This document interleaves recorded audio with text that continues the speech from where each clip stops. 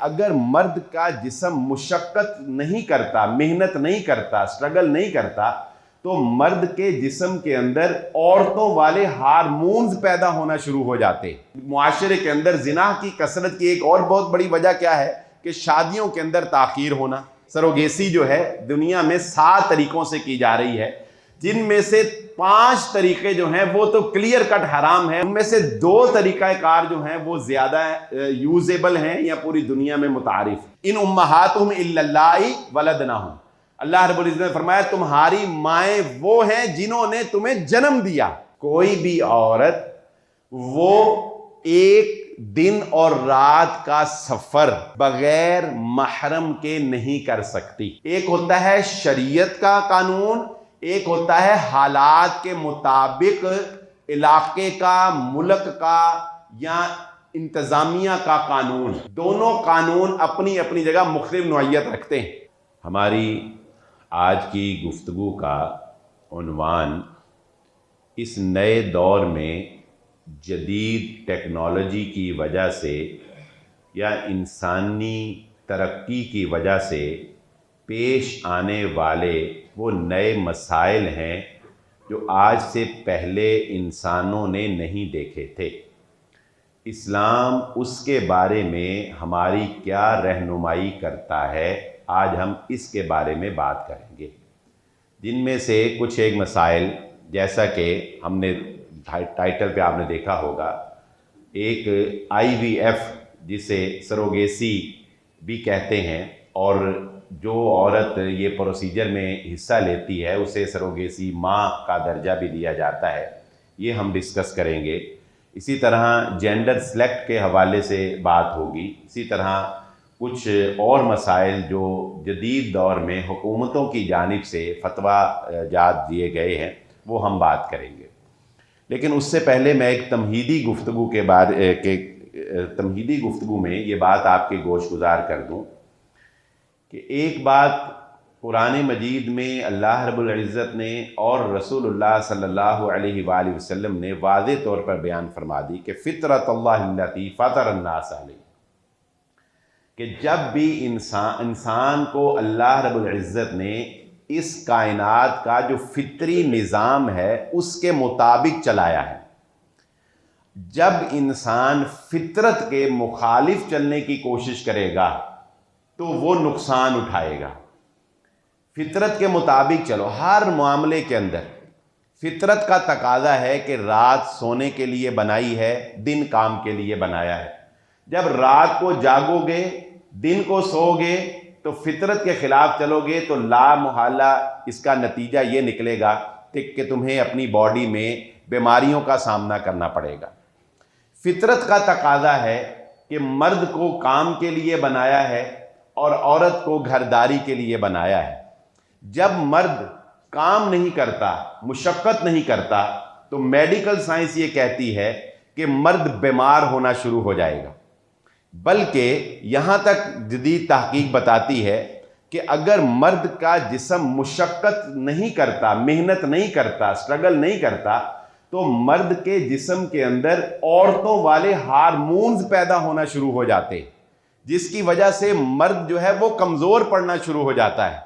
یعنی مرد کی جو مردانگی ہے وہ کمزور ہو جاتی ہے۔ کیوں؟ کیونکہ اس کو فطرت نے مشقت کے لیے بنایا تھا، وہ مشقت اب کرتا نہیں، تو وہ اگینسٹ، یعنی جب آپ اس فارمولے کو ہر جگہ پہ اپلائی کر کے دیکھ لیں، فطرت نے ہر چیز کو بہت کیلکولیٹ کر کے اس کے عین مطابق بنایا ہے۔ ہر موسم کا پھل، ڈاکٹر حکیم کہتے ہیں کہ ہر موسم کا پھل جو ہے وہ انسان کو اس موسم میں کھانا چاہیے تو وہ فائدہ دے گا۔ آم کو سردیوں میں کھاؤ گے تو وہ فائدہ نہیں دے گا۔ آم جس موسم میں تازہ ہوتا ہے پیدا، اسی موسم میں وہ انسان کو فائدہ دے گا۔ ایک پیدا ہونے والے بچے کو اگر مرد سنبھالنا شروع کر دے تو کیا خیال ہے مرد سنبھال سکتا ہے؟ اکتا جائے گا مرد اکتا جائے گا، بچے کو صحیح کیئر نہیں مل سکے گی۔ حالانکہ دیکھا جائے تو کہہ سکتے ہیں مرد کے کمانے سے بچے سنبھالنا آسان ہے، لیکن روتے بچے کو، نیو بورن بیبی کو ماں نے جو تحفظ دینا ہے، جو تربیت کرنی ہے، ماں نے جس طرح اس کو سنبھال لینا ہے، محبت اور چاہت کے ساتھ،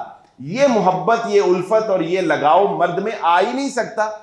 وہ اگر سنبھالے گا بھی تو بدل نخواستہ مجبوراً، اور اس کو اکتاہٹ سی محسوس ہوگی۔ کیوں؟ اللہ نے فطرت کے تحت دونوں کے سافٹ ویئر ہی الگ الگ رکھے ہیں، دونوں کے اندر جو پروگرامنگ ہے وہ الگ الگ ہے۔ تو جب آپ فطرت کے ساتھ کھیلنا شروع کریں گے، جیسا کہ اب معاشرے کے اندر زنا کی کثرت کی ایک اور بہت بڑی وجہ کیا ہے کہ شادیوں کے اندر تاخیر ہونا، فطرت کا تقاضا ہے۔ جب آپ شادی میں تاخیر کریں گے مسائل پیدا ہوں گے۔ فطرت کا تقاضا ہے کہ مرد اور عورت کو خلوت میسر نہیں آنی چاہیے، جب آپ خلوت دیں گے مسائل پیدا ہوں گے۔ تو اسی طرح اس فارمولے کو آپ اپنی روز مرہ کی زندگی میں جہاں بھی اپلائی کریں گے، آپ کو فطرت یہ جواب دے گی کہ جو قانون فطرت ہوتا ہے وہ بدلا نہیں کرتا۔ اللہ نے نظام کائنات کو قانون فطرت کے تحت ہی چلایا ہے۔ زہر کھانے سے موت واقع ہوتی ہے، پھانسی دینے سے موت واقع ہوتی ہے، موت اللہ کے اختیار میں ہے، لیکن فطرت کا قانون یہ ہے کہ اگر شراب پینی ہے، سگریٹ پینی ہے تو تمہارے جسم میں وہ جا کے خرابی پیدا کرے گی۔ تو یہ جتنے بھی اب جدید نظام آ رہے ہیں، ان میں ایک چیز ہمیں یہ ضرور دیکھنی ہے کہ ان میں سے کوئی بھی نظام فطرت کے خلاف تو نہیں ہے۔ جب کوئی نظام فطرت کے خلاف ہوگا تو اگرچہ بظاہر ہمیں یہی لگے کہ اسلامی اصولوں کے تحت کوئی اس کو حرام کہنے کی کوئی بہت ٹھوس دلیل نہیں بھی ہوگی، تو یہ دلیل ہی کافی ہے کہ آج نہیں تو کل یہ نظام انسانیت کے لیے تباہ کن ثابت ہو سکتا ہے۔ مثال کے طور پہ ایک مثال دے دیتا ہوں، آگے چل کے اس پہ بات کریں گے۔ جینڈر سلیکٹ کی ہی اگر ہم بات کریں، جینڈر سلیکٹ حالانکہ ایسا ممکن نہیں ہے، لیکن اگر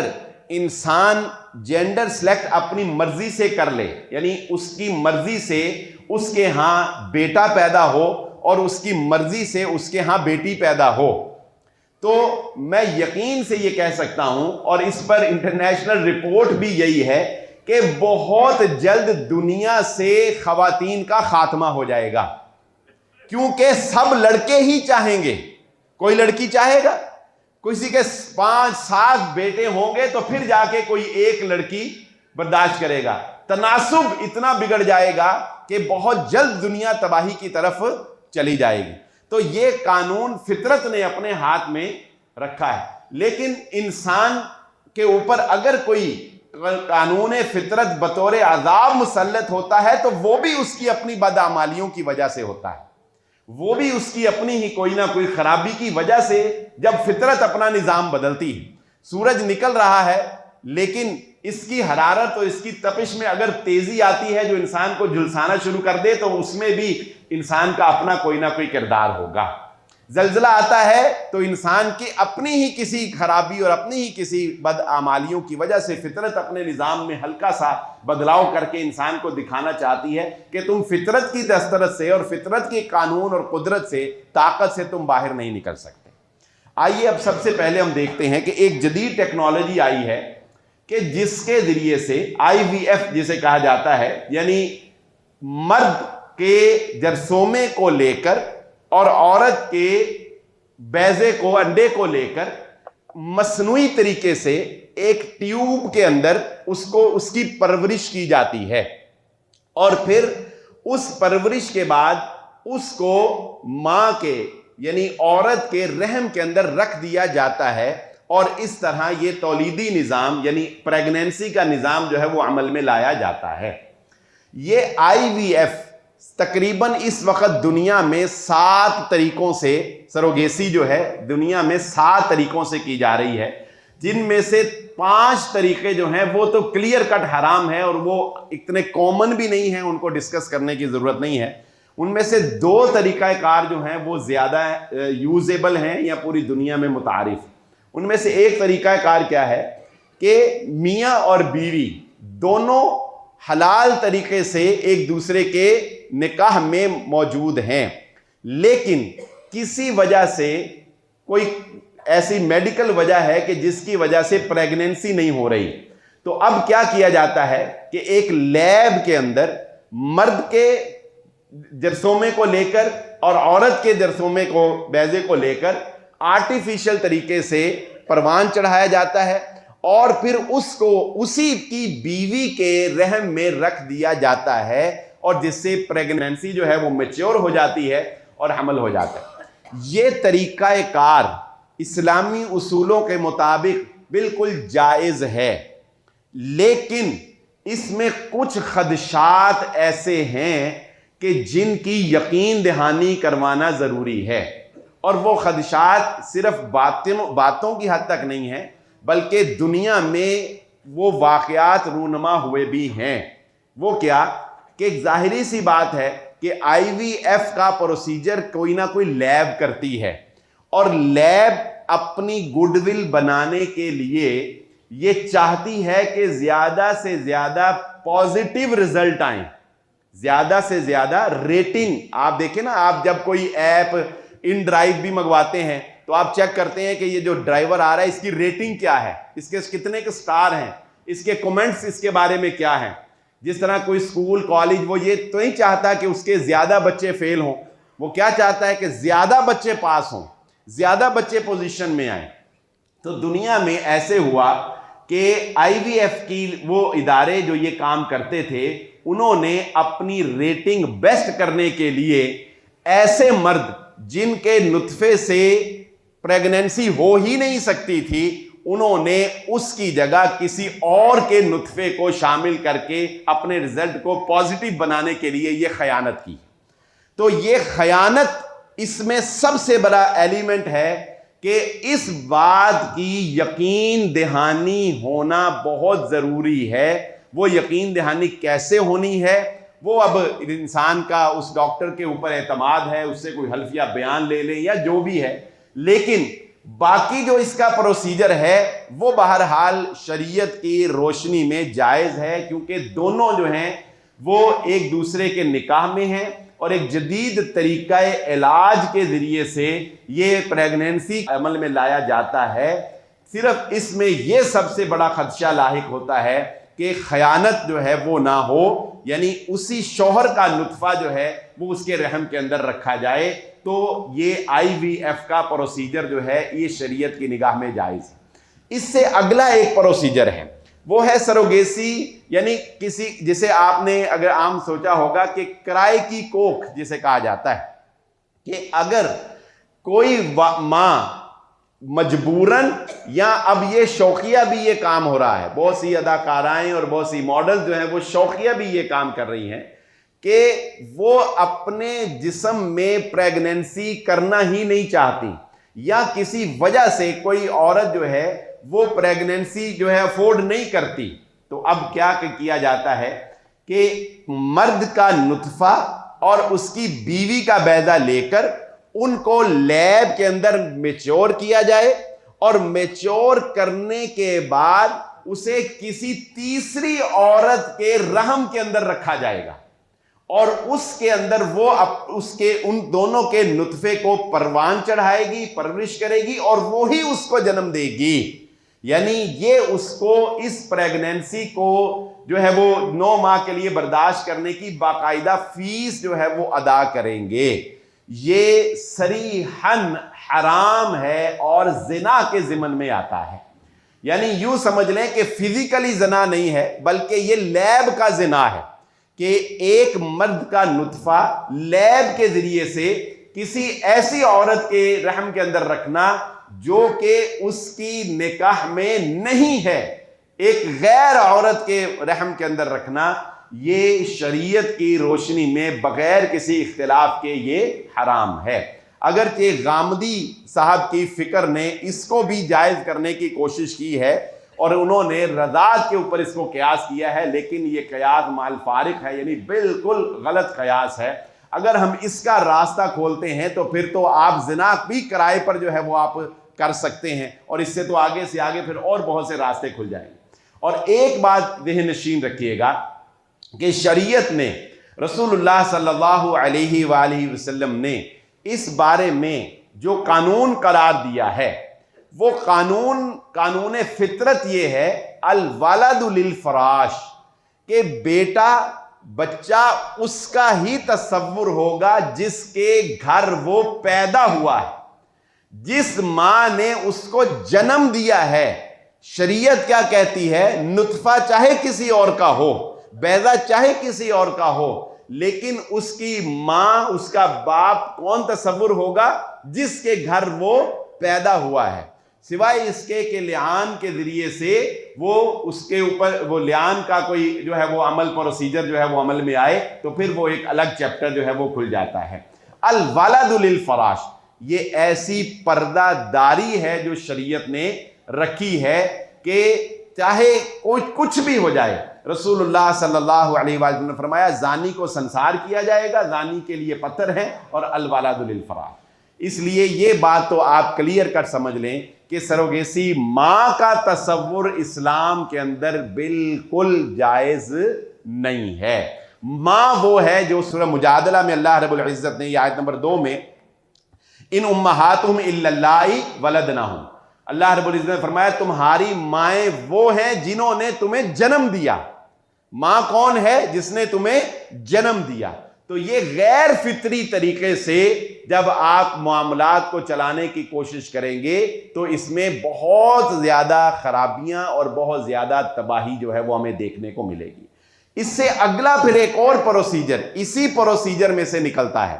اور وہ ہے جینڈر سلیکشن کا پروسیجر۔ یعنی کہ یہ کہا جائے کہ اگر آپ بیٹا چاہتے ہیں تو ہم آپ کو بیٹے کے لیے جو ہے وہ پروسیجر کر دیتے ہیں، اگر آپ بیٹی چاہتے ہیں تو ہم بیٹی کے لیے پروسیجر کر دیتے ہیں۔ لیکن یہ بات ذہن نشین رکھیں، یہ صرف کہنے کی حد تک ہے جینڈر سلیکشن۔ بیٹا دینا یا بیٹی دینا یہ صرف اور صرف اللہ کے اختیار میں ہے، کسی انسان کے اختیار میں نہیں۔ اور باوجود اتنی ترقی کر جانے کے، باوجود اس کے کہ انسان ہر چیز کی تہہ تک پہنچ گیا ہے، ابھی تک بھی جینڈر سلیکشن کے دعوے دار ڈاکٹر جو ہیں وہ بھی اس بات کی یقین دہانی نہیں کروا سکتے کہ ہم اپنی مرضی سے جینڈر سلیکٹ کر سکتے، بلکہ صرف کیا ہوتا ہے، صرف یہ ہوتا ہے کہ اسی آرٹیفیشل پروسیجر میں، یعنی کہ آسان الفاظ میں ہم سمجھنے کی کوشش کرتے ہیں کہ جیسا کہ ابھی ہم نے آئی وی ایف کا پروسیجر سمجھا کہ آئی وی ایف کے ذریعے سے مرد کے سپرم کو لے کر اور عورت کے بیضے کو لے کر ایک ٹیوب کے اندر، جسے بیبی ٹیسٹ ٹیوب بھی کہا جاتا ہے اس پروسیجر کو، اس کے اندر اس کی گروتھ کی جاتی ہے، اس کی فرٹیلائزیشن جو ہے وہ اس کے اندر کی جاتی ہے۔ تو اس سے جو اس فرٹیلائزیشن سے آگے جو ایک پروسیجر بنتا ہے، ایک ایگز جو اس سے بنتے ہیں، تو وہ اس وقت انسان یہ ترقی کر کے یہ دیکھ چکا ہے کہ وہ جو اگلے پروسیجر میں ایگز بنے ہیں وہ لڑکا ہے یا لڑکی ہے، بس انسان یہ دیکھ سکتا ہے۔ اب اگر کوئی لڑکا چاہتا ہے اور ایگز کے ملنے سے لڑکا ڈیولپ ہوا ہے، یا وہ 4-5 اس پروسیجر اس میں ڈال دیتے ہیں، تو ان میں سے جو لڑکا بننے کا پروسیجر ہوتا ہے اس کو وہ اٹھا کر تو عورت کے رحم کے اندر رکھ دیں گے تو بیٹا پیدا ہو جائے گا، اور اگر بیٹی پیدا کرنی ہے تو وہ بیٹی والا ایگ اٹھا کے جو ہے اس کے اندر رکھ جائیں گے تو بیٹی پیدا ہو جائے گی۔ ایسے بھی ہو سکتا ہے، ممکن ہے کہ ساری ہی بیٹیاں ہوں، آپ نے 5 نطفے جو ہے وہ آپس میں ملائے، اس سے 5 پریگنینسیاں جو ہے میچور ہو رہی ہیں، لیکن 5 کی 5 بیٹیاں ہیں، اس میں ڈاکٹر کا کوئی اختیار نہیں ہے۔ یہ بات سمجھ لیجئے، بہت سوالات مجھے لوگوں نے یہ کیے کہ جی انسان کیسے اپنی مرضی سے، اور کیا یہ جائز ہے یا نہ جائز؟ انسان نہیں کر سکتا، انسان کے اختیار میں نہیں ہے۔ وہ جو ملاپ ہے، جو ملنا ہے، اس سے جو بیٹا یا بیٹی بننی ہے وہ اللہ کے اختیار میں ہی ہے۔ انسان صرف اتنا کرتا ہے کہ اگر بیٹا ہے تو اس کو اٹھا کے رکھے گا، اگر بیٹی ہے تو اس کو وہ ضائع کر دے گا۔ لیکن اس کا نقصان پوری دنیا کے اندر یہ ہو رہا ہے کہ آسٹریلیا کے اندر، امریکہ کے اندر اور دیگر بہت سے ممالک کے اندر، انڈیا جیسے ممالک کے اندر بھی، یہاں تک کہ اب پریگنینسی کی حالت میں الٹرا ساؤنڈ پر بھی پابندی عائد کر دی گئی ہے۔ یہ تو اس سے پہلے کا پروسیجر ہے نا، یعنی انسان نے اپنے علم سے صرف پریگنینسی میچور ہونے کے بعد یہ جان لیا کہ لڑکا ہے یا لڑکی، اس کے بعد اس نے سلیکٹ کر لیا۔ لیکن بہت سے ممالک میں اس جینڈر سلیکشن پہ تو پابندی ہے ہی، الٹرا ساؤنڈ کے اوپر بھی پابندی ہے۔ انڈیا جیسے ملک کے اندر الٹرا ساؤنڈ کے اندر پریگننسی پہ پابندی، کیوں پابندی ہے؟ اس لیے کہ وہی بات جو میں نے شروع میں بیان کی تھی کہ جب لوگوں کو یہ پتہ لگتا ہے کہ یہ بیٹی ہے تو وہ ویسے ہی ابارشن کروا دیتے ہیں۔ یعنی بیٹی کی پیدائش کا پتہ لگ جانا لوگوں کے لیے آج بھی اسی طرح ہے جس طرح کے جاہلیت کے اندر بیٹیوں کو زندہ درگور کیا جاتا تھا۔ فرق صرف اتنا ہے کہ اس وقت انسان اتنا ترقی نہیں کر سکا تھا اور پیدائش کے بعد بچیوں کو زندہ درگور کیا جاتا تھا، اور آج اس ترقی یافتہ معاشرے کے اندر انسان پریگننسی میچور ہونے سے پہلے ہی بچیوں کو زندہ درگور کر دیتا ہے۔ اور یہاں یہ بات بھی میں آپ لوگوں کے لیے کلیئر کر دوں کہ پریگننسی جب حمل ٹھہر جاتا ہے، جب نطفہ رحم مادر کے اندر ٹھہر جاتا ہے، جب پریگننسی ہو جاتی ہے، اب اس پریگننسی کو شریعت اسلامیہ کی روشنی میں سوائے ایک وجہ کے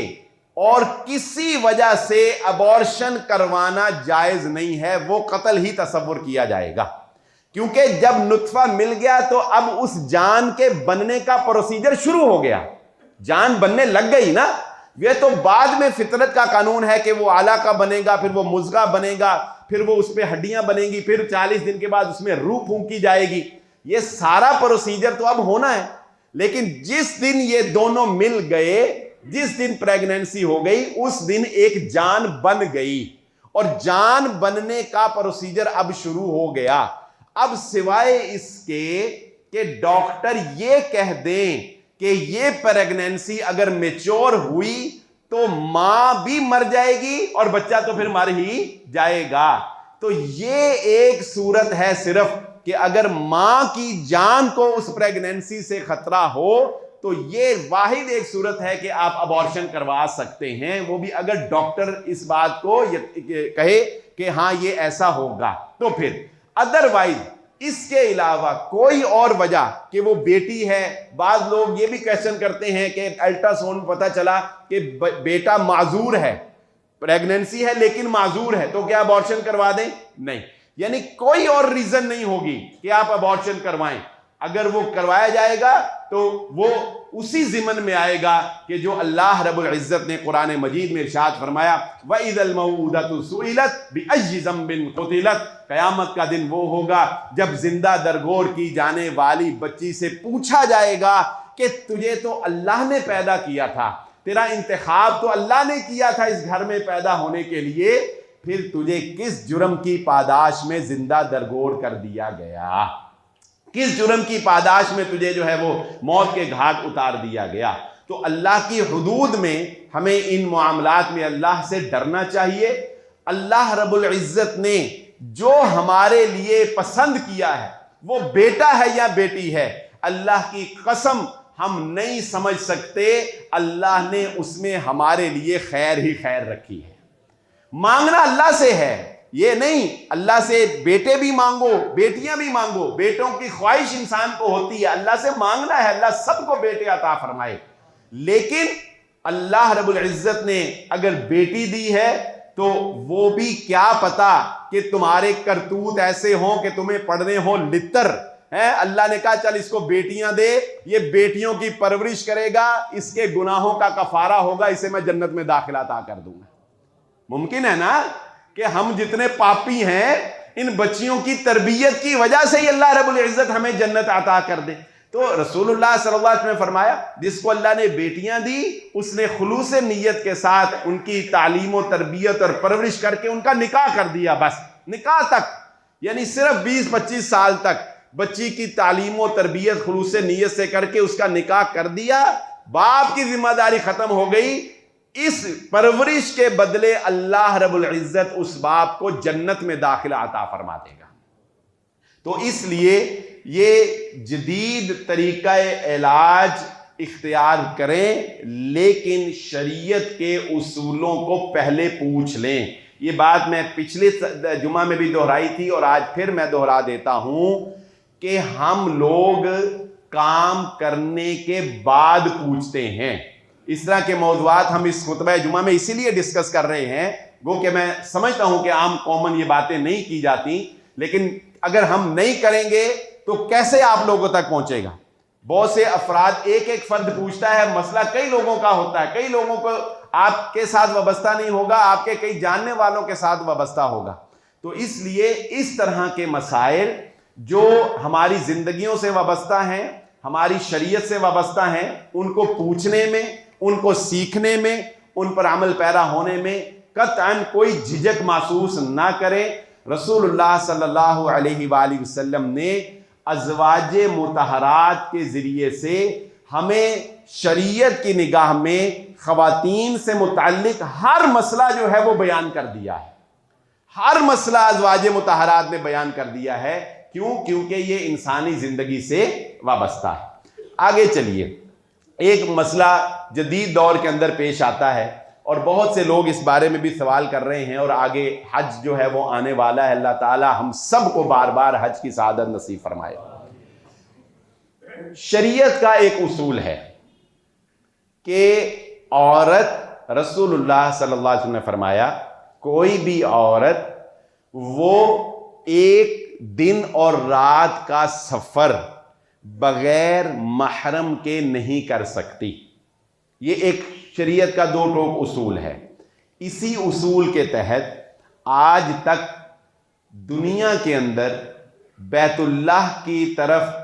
عمرہ یا حج کرنے جانے کے لیے شرعی اعتبار سے بھی اور قانونی اعتبار سے بھی، یہ بات ذہن نشین رکھیں، ایک ہوتا ہے شریعت کا قانون، ایک ہوتا ہے حالات کے مطابق علاقے کا، ملک کا یا انتظامیہ کا قانون، ادارے کا قانون۔ دونوں قانون اپنی اپنی جگہ مختلف نوعیت رکھتے ہیں۔ میں اس کو ایک ایگزامپل سے سمجھا دیتا ہوں، آپ کو بات سمجھنا آسان ہوئی۔ مثال کے طور پہ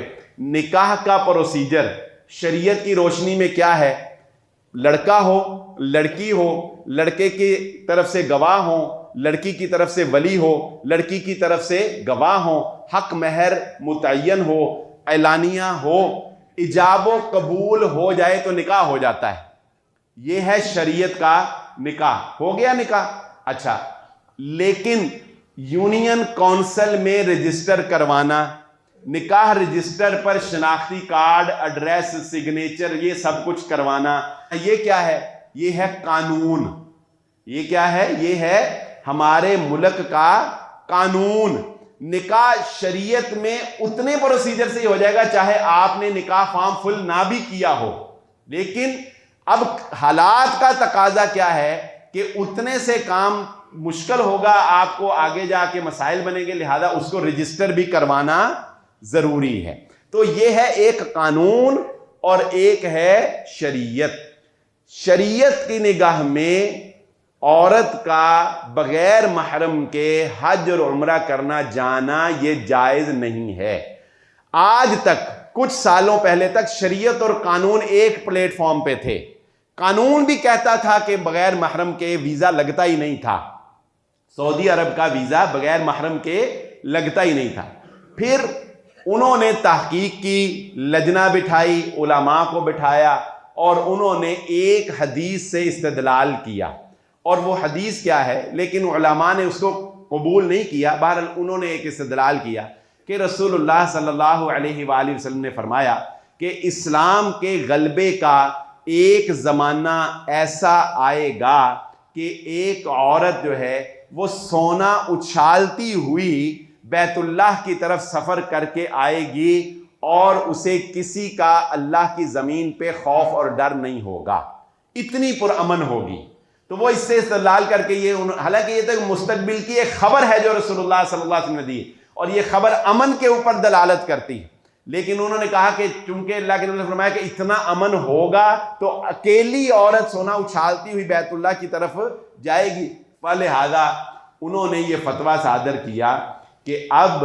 اگر کوئی، اب وہ کہتے ہیں امن ہے، جہاز کا سفر پرامن ہے، سعودی عرب میں بالکل امن ہے، جب کوئی خاتون یہاں اتر گئی اب آگے سے ہماری سیکیورٹی فل ٹائٹ ہے، ہم اس کو تحفظ دیں گے، فلہذا وہ یہ کہتے ہیں کہ اب اگر کوئی خاتون بغیر محرم کے، اکیلی نہیں، دیگر خواتین کے گروپ میں، دیگر خواتین کے گروپ میں مل کر حج اور عمرہ کرنا چاہے تو سعودی گورنمنٹ نے اس کو حج اور عمرے کی اجازت دے دی ہے۔ یہ سوال بہت ساری خواتین کی جانب سے ہمیں پوچھا جاتا رہا ہے اور بہت سے لوگوں کی جانب سے، تو اس میں ایک بات سمجھ لیجئے، ایک ہوتی ہے چیز کہ آپ نے بالکل پیور کام کرنا ہے جس میں کوئی شک ہو ہی نہ،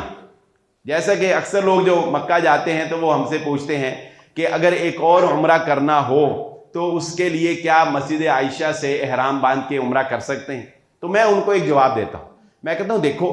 اگر تو تم پیور کام کرنا چاہتے ہو نا، جس میں کوئی شک ہی نہ ہو، تمہارے دل میں بھی شک نہ آئے اور کوئی عالم دین یہ نہ کہہ سکے کہ اس میں کوئی غلطی ہے یا اس میں کوئی اختلاف ہے، تو وہ عمرہ وہی ہے جو میقات سے احرام باندھ کے کیا جائے گا۔ باقی مسجد عائشہ سے عمرہ کرنے کے بعد علماء کرام قائل ہیں، بعض علماء تو کہتے ہیں کہ اپنے اس ہوٹل سے ہی احرام باندھ کے عمرہ کر لو تو عمرہ ہو جاتا ہے۔ میں نے کہا یہ لیکن بعض کا فتویٰ ہے، اگر تم بعض کے فتوے پہ عمل کر کے کر لیتے ہو تو اللہ جانے اور تمہارا عمل جانے، لیکن تم اس کو اپنے دل میں ایک شک سے نہیں نکال سکے گے، یہ بالکل پیور نہیں۔ اسی طرح یہ بات سمجھ لیجئے، جو پیور کام ہے نا، پیور، وہ خالص، وہ تو یہی ہے شریعت کی روشنی کے اندر کہ محرم کے ساتھ ہی عمرہ ہوگا اور محرم کے ساتھ ہی حج ہوگا، پیور ہے، اس میں کوئی شک کی گنجائش نہیں۔ لیکن اب چونکہ سعودی حکومت نے الاؤ کر دیا اور سعودی حکومت نے اجازت دے دی، تو ہم یہ کہتے ہیں اگر کوئی خاتون ایسے عمرہ یا حج کر لیتی ہے تو حج کی اور عمرے کی قبولیت اور عدم قبولیت کا اس سے کوئی تعلق نہیں ہے، یہ اللہ جانے اور وہ جانے قبول ہوتا ہے کہ نہیں ہوتا ہے۔ قانونی طور پر چونکہ ایک بڑے ملک کی لجنہ نے بیٹھ کر اجازت دی ہے، لہذا ہم یہ کہیں گے کہ شرعی اعتبار سے اصول شریعت کا یہی ہے کہ بغیر محرم کے عورت حج اور عمرے پہ نہ جائے۔ ہمارے اساتذہ کا فتویٰ یہی ہے، اگر کوئی چلی گئی تو اس پہ ہم خاموشی اختیار کر لیں، ہم یہ نہیں کہیں گے کہ اب ادھر حج ہی نہیں ہویا ہے تو عمرہ ہی نہیں ہویا، یہ نہیں، ٹھیک ہے وہ چلی گئی، اس نے ایک فتوے کے اوپر جو ہے وہ علماء کا ایک لجنہ کا ایک فتویٰ ہے، گورنمنٹ کا فتویٰ ہے، اگر اس نے عمل کر لیا ٹھیک ہے، ہم اس پہ خاموشی اختیار کریں گے۔ حج کی قبولیت اور عدم قبولیت کا تعلق اس سے نہیں ہے، جیسا کہ بہت سے لوگ غیر قانونی حج کرتے ہیں، تو غیر قانونی حج کرنا اس کا حج کی قبولیت اور عدم قبولیت سے تعلق نہیں ہے۔ قانون توڑنا ایک الگ جرم ہے، وہ ایک الگ جرم ہے۔ جیسا کہ مثال کے طور پہ بہت سے لوگ یہ سوال کرتے ہیں کہ کیا لباس کے اوپر یا جس کمرے میں ہم نماز پڑھ رہے ہیں وہاں پر اگر تصویر ہو یا لباس کے اوپر تصویر ہو تو کیا نماز ہو جاتی ہے یا نہیں ہو جاتی؟ جس گھر میں آپ کمرے میں نماز پڑھ رہے ہیں، خواتین یا آپ مرد کسی ایسی شرٹ بچے نے پہنی جو اوپر تصویر ہے، تو نماز ہو جاتی ہے کہ نہیں ہو جاتی؟ تو اس بارے میں یہ سمجھ لیجئے کہ تصویر لٹکانا یا تصویر کا بنا ہونا یہ اپنی جگہ ایک غلط کام ہے، یہ اپنی جگہ ایک گناہ کا کام ہے، لیکن نماز کی قبولیت یا عدم قبولیت کا اس سے تعلق نہیں ہے۔ نماز قبول ہوئی یا نہیں ہوئی یہ اللہ کو پتہ ہے اور بندے کو پتہ ہے، کرنا نہیں ایسے چاہیے۔ ہم یہی کہیں گے کہ اسے تصویر والی شرٹ پہن کے یا تصویروں والا لباس پہن کے نماز نہیں پڑھنی چاہیے۔ تصویر لگی ہو کمرے میں، سامنے پردوں میں، رسول اللہ صلی اللہ علیہ وسلم نے وہ پردے جو نقش و نگار والے تھے ان کو بھی ہٹوا دیا تھا کہ نماز میں آپ کی توجہ جو ہے وہ اس طرف جاتی تھی، حالانکہ وہ تصویر نہیں، کرنا نہیں چاہیے۔ لیکن نماز کی قبولیت یا عدم قبولیت جو ہے اس کا تعلق اس کے ساتھ ہرگز نہیں ہے، یہ ایک الگ مسئلہ ہے، یہ ایک الگ میٹر ہے۔ تو اس طرح کے اور بہت سے مسائل، وقت کی قلت کے پیش نظر ہم اپنی بات کو اختتام کی طرف لے کے جاتے ہیں۔ پوری گفتگو کا لب لباب اور خلاصہ کلام میں آپ کے گوش گزار کر دوں۔ آج کی گفتگو کا جو بنیادی پیغام تھا وہ یہ تھا کہ نئے جدید آمدہ مسائل میں آنکھیں بند کر کے نہ چلیں، شریعت کی روشنی میں اس مسئلے کے بارے میں پہلے شرعی نقطہ نظر اور اسلامی نقطہ نظر جان لیں، پھر اس کے بعد اس کے بارے میں کوئی فیصلہ کریں، کیونکہ اگر آخرت برباد ہو گئی، اگر اسلام کے مطابق عمل نہ کیا تو دنیا کا کتنا بھی فائدہ حاصل کر لیں اس فائدے کی حیثیت کچھ بھی نہیں ہے سوائے ایک جھاگ کے جو پانی کے اوپر آ جاتی ہے، سوائے اس مٹی کے جو پتھر کے اوپر پڑی ہوئی ہوتی ہے اور وہ ہلکی سی باری سے ختم ہو جاتی ہے۔ گفتگو میں سب سے پہلے آپ کے سامنے یہ بات رکھی کہ فطرت کے خلاف چلنے کی کوشش نہیں کرنا۔ فطرت کے خلاف چلو گے تو ہمیشہ نقصان ہی اٹھاؤ گے۔ نمبر 2، پھر اس کے بعد آپ کے سامنے یہ بات رکھی کہ دنیا کے اندر IVF کے ذریعے سے ایک سروگیسی کا ایک پروسیجر ہے کہ جس کے ذریعے سے پریگننسی میچور کی جاتی ہے، وہ میں نے ایک پورا پروسیجر آپ کے سامنے رکھا کہ اس کی ایک جائز صورت بھی ہم موجود ہے، گو کہ اس میں صرف ایک ایلیمنٹ خیانت والا نہ شامل ہو۔ پھر اس کے بعد آپ کے سامنے سروگیسی ماں کا جو تصور اس وقت دنیا میں بڑی تیزی سے پھیل رہا ہے کہ جو خواتین مجبوری کے تحت یا بہت سی بغیر مجبوری کے پریگننسی نہیں جو ہے وہ افورڈ کرتی، وہ کسی اور کی کوکھ میں پریگننسی جو ہے وہ میچور کروا کے تو وہاں سے بچہ حاصل کرنے کی کوشش کرتے ہیں بغیر کسی لگی لپٹی کے۔ یہ کلیئر کٹ تمام دنیا کی وہ آرگنائزیشنز جو اسلامی اصولوں پہ کام کر رہی ہیں، حتیٰ کہ ازہر یونیورسٹی جیسی یونیورسٹی جو کہ بڑی سمجھا جاتا ہے کہ جدت پسند ہے، ان کے تحت بھی یہ قطعاً حرام ہے، یہ طریقہ علاج یا یہ اولاد دینے کا طریقہ حرام۔ تیسرا، جینڈر سلیکشن کے بارے میں آپ کو بتایا کہ جینڈر سلیکشن ممکن نہیں ہے، یہ نام ہے صرف کہ آپ اپنی مرضی سے جینڈر، یہ ممکن نہیں ہوتا۔ جو جب دونوں کو ملایا جاتا ہے مرد اور عورت کے نطفے کو، تو جو لڑکا یا لڑکی بننی ہے وہ کوئی انسان نہیں بنا سکتا، کسی انسان ڈاکٹر کے، وہ اللہ نے ہی اس کے لیے رکھا ہے۔ ہاں انسان صرف اتنا کرتا ہے کہ پہلے ایک ٹیسٹ کے ذریعے سے